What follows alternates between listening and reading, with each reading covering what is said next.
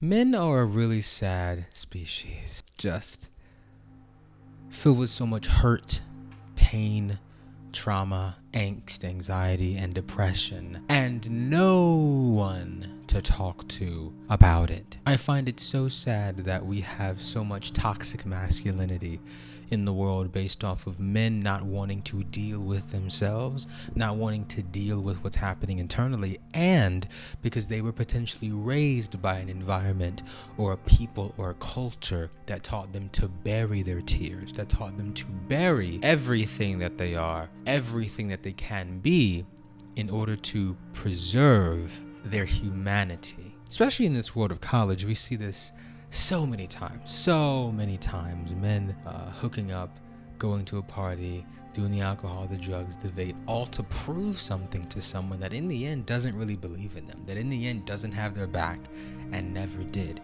I find it really appalling and disgusting that we have built a society off of the back of humiliating, intimidating, and belittling women and non-binary people.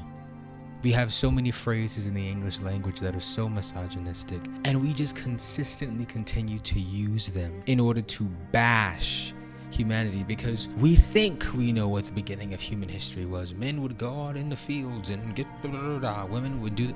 But these are very meticulously constructed ideas of masculinity and femininity, and we're starting to see it break a little bit, but there's so much overwhelming toxic masculinity in the world. Men can't cry or emote or open up to each other, and when they do cry, they feel humiliated for doing it because they don't feel like a man, because a man is strong, and to be a warrior is to bury your tears. That's not how this life works. You can't run away from your emotions or feelings. They're going to override you, point blank, period. And by trying to run away from them, you push people away even more. We see this consistently with channels like the Sidemen or the Beta Squad. Love these people, love my fellow blacks, but we see that men, especially very toxically masculine men, or men who are very masculine, whatever that word means, feel the need to prove their masculinity to other men. There is nothing queerer in the entire world than having to have another man validate your manhood. I need my father, my brother, my friend, my cousin to validate my humanity and tell me that I'm a man because I don't believe myself to be one. Therefore, I will do X, Y, and Z if it means fitting in, if it means finding my tribe. Well, I'm here to tell you that ain't your tribe. Because if you step into your unapologetic presence instead of pretending to be something that you are not, those people who accept that, that's your tribe. Why, when a male wants to express his femininity, or why, when in our society we see so many men starting to open themselves up to the endless possibilities of who they can be and what they can be, why all of a sudden do their friends not want to be around them anymore? Those aren't your friends. I'm here to tell you right now then, if the people around you leave you for you stepping into your unapologetic presence, they're not your friend. Because a friend, a real friend, doesn't judge you in your best times and doesn't leave you in your worst. Not saying that someone stepping into their unapologetic presence is their worst, but we know why.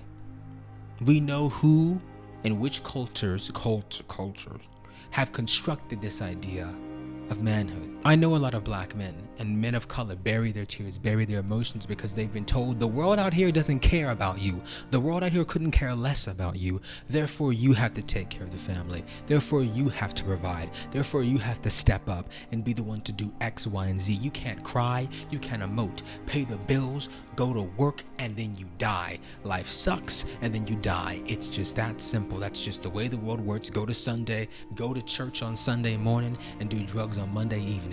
That's just the way life works, and there's no way around it. I choose not to believe that.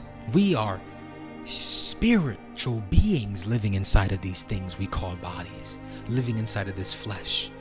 I choose to believe that there is more to this life than waking up at 9, getting off at 5, and sleeping to the next morning. That's the way I want to, that's the way I'm living my life. I choose to believe that there are people and men in this life who do not just want to live a life full of latent vulnerability due to their toxic masculinity. And this is a PSA to all men, no matter what your sexual orientation is, no matter what your race is, no matter what your background is. Do a self-evaluation and introspection on yourself. How often do I cry? When's the last time I cried? When's the last time I was able to open up to a friend? When's the last time I told someone I'm struggling? And we do a lot of these things. We have a lot of these fears, this internal quaking and pain that we cannot open up about because of the fear of rejection, the fear of being rejected, the fear of someone looking at us and thinking, what did you say? So this is a message to all my men or people who identify as such.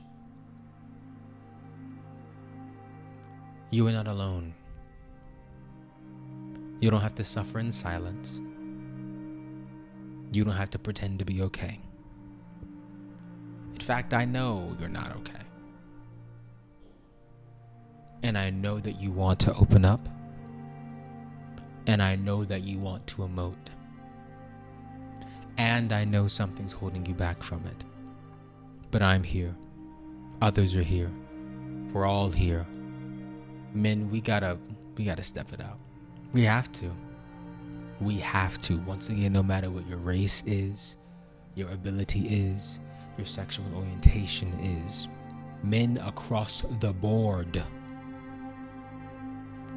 have to do the work, have to do the meditation, introspection, journaling, counseling, and therapy. Because this isn't just us, this is intergenerational trauma we're holding on to. So start doing the work instead of putting people in your life who have to do the work for you. All these things I say as I send all of you beautiful people on your way.